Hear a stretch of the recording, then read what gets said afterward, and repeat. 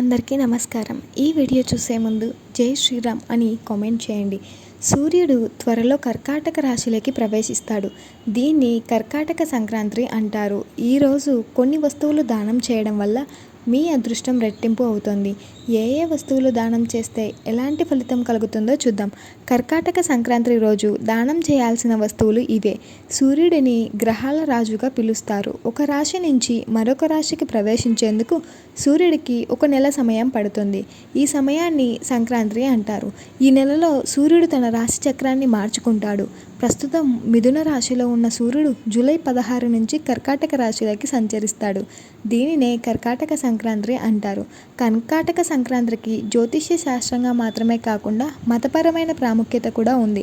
సంవత్సరాన్ని 2 ఆయనాలుగా విభజిస్తారు. ఒకటి ఉత్తరాయణం, రెండోది దక్షిణాయనం. సూర్యుడు కర్కాటక రాశిలోకి ప్రవేశించినప్పుడు దక్షిణాయన కాలం మొదలవుతుంది. ఉత్తరాయణ కాలం ముగిసిపోతుంది.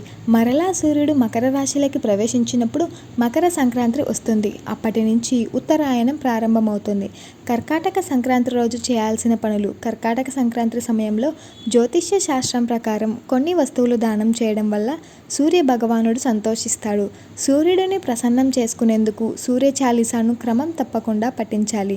అలాగే ఉదయాన్నే నిద్రలేచి సూర్య భగవానుడిని పూజిస్తూ అర్ఘ్యం సమర్పించాలి.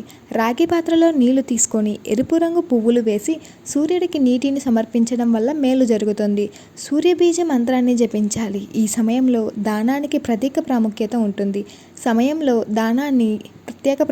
ఉంటుంది.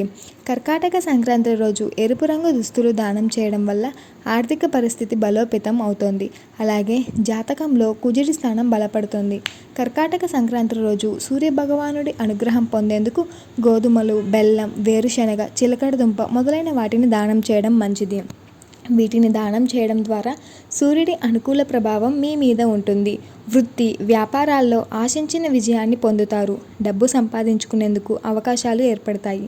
జాతకంలో సూర్యుడి స్థానం బలంగా ఉంటే ఉద్యోగంలో ఉన్నత స్థానాలు, వ్యాపారంలో భారీ లాభాలు వస్తాయి. కెరియర్ పురోభివృద్ధి ఉంటుంది. కర్కాటక సంక్రాంతి రోజు పప్పు దినుసులు, మిరపకాయలు, తేనె మొదలైన వాటిని దానం చేయడం వల్ల అనేక సమస్యల నుంచి ఉపశమనం కలుగుతుంది. మంగళ దోషంతో బాధపడేవారు వీటిని దానం చేస్తే ఆ దోష ప్రభావం తగ్గిపోతుందని పండితులు సూచిస్తున్నారు. జాతకంలో మంగళ దోషం ఉంటే వివాహక ఆలస్యం అవుతుంది.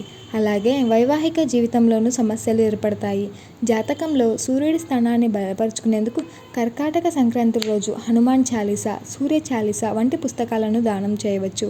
ఇలా చేయడం వల్ల బలం, తెలివితేటలు పొందుతారు. సమస్యలను ఎదుర్కోగల సామర్థ్యం మెరుగుపడుతుంది. అదృష్టం లభిస్తుంది. సబ్స్క్రైబ్.